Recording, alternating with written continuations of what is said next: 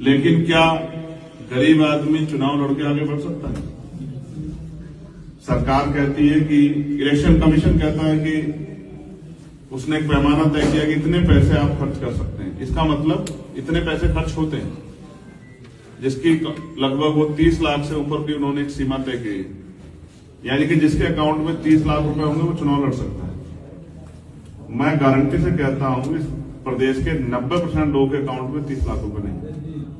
क्या वो 90% लोग गरीब, किसान, मजदूर, खेतीहार लोग, ऑटो चलाने वाले, रिक्शा चलाने वाले, छोटे काम करने वाले, क्या उनके अंदर बदलाव करने की क्षमता नहीं है?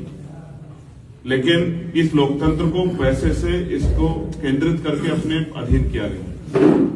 ये एक सोचा समझा षड्यंत्र है। जो लोग सत्ता में आजादी से पहले थे वो आज भी पैसे के दम पे सत्ता में बने रहना चाहते हैं। तो हालात ये है कि उत्तर प्रदेश की सरकार ने 8 लाख करोड़ से ज्यादा का कर्ज लिया है। इवन एक छोटे से बच्चे जिसकी आबादी की गणना हो रही है उसके ऊपर भी 31,000 रुपए का कर्ज है।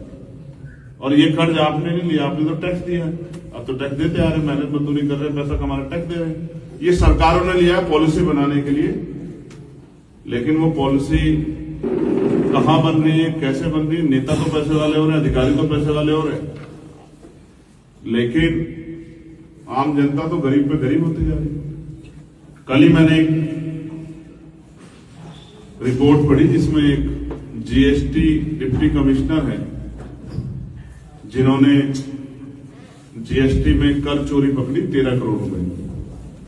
अब इन्हीं अधिकारियों के भरोसे तो सिस्टम है कि भाई कोई घोटाला नहीं करेगा, अपराध नहीं करेगा, लेकिन होना ही चाहिए था कि उस पर एफआईआर लिखी जाती, जिसने कर चोरी किया उसको जेल भेजा जाता, उससे रिकवरी की जाती, लेकिन हुआ उल्टा। उन्होंने 1-1.5 करोड़ रुपए की रिश्वत तय की, 70 लाख रुपए की पहली किस्त उन्होंने ली।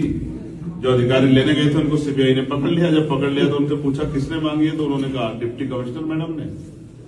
तो उन्होंने उनको फोन किया, उनके सामने रखवा के फोन किया, तो उन्होंने बताया कि मैडम पैसे आ गए। तो उन्होंने कहा ठीक है, जल्दी से गोल्ड में कन्वर्ट करके मेरे पास पहुंचा दो।